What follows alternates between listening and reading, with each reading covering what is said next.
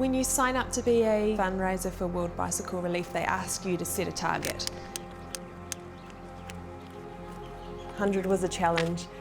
I didn't want it to be easy, I wanted it to cost me something, if that makes sense. You get out there, rain, hail or shine, and ride up that hill. World Bike Relief is an organisation that uses bicycles to provide independence and livelihood. They have 3 different projects. They have projects in Africa, projects in Southeast Asia and projects in South America. A bike is more than just a bike for so many people.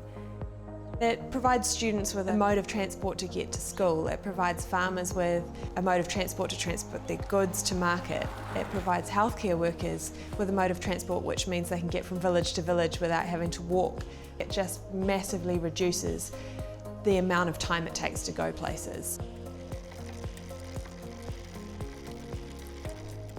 I kind of stumbled across World Bicycle Relief when I was browsing social media, and it just struck me that suddenly here's an organisation that links my desire to have a bit of a social conscience with my passion for cycling.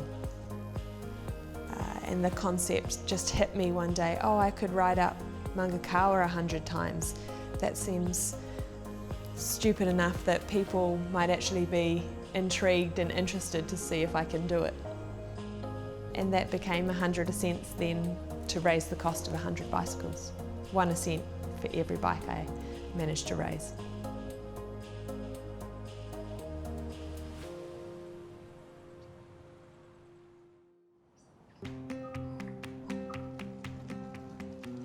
It hurts every time. It's kind of the hill you avoid at all costs unless you're kind of really training. So no, the first one was really exciting. I think it wasn't until the 11, 12 mark where you start to feel like you've done quite a few, but you suddenly realise you've got 86 of these still to do, and that is so far from over. It's the same or similar feeling you'd get if you were going up flights and flights of stairs. Your legs just get more and more tired and more empty, and it gets harder and harder and harder to push those pedals around. And I don't even know if I can describe what you're empty. You feel like you can't. It becomes a battle between your legs and your lungs.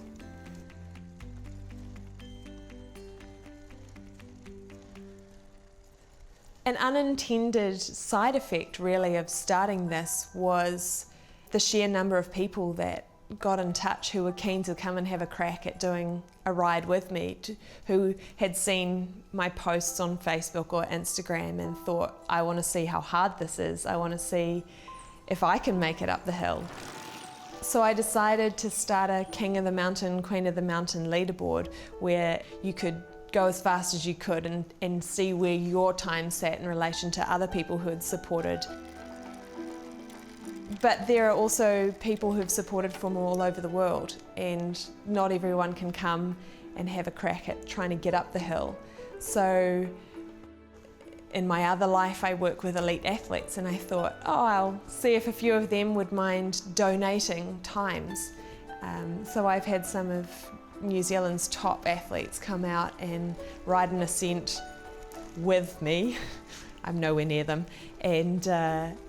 And then they've donated their times to supporters, and supporters can get the time of an elite athlete rather than ride the hill themselves.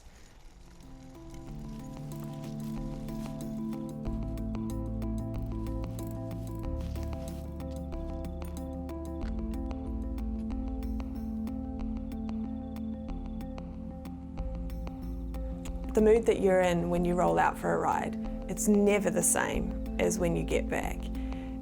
And somehow in the process of getting outside, away from everything, just you, your bike, the environment around you, I feel like I'm always a different person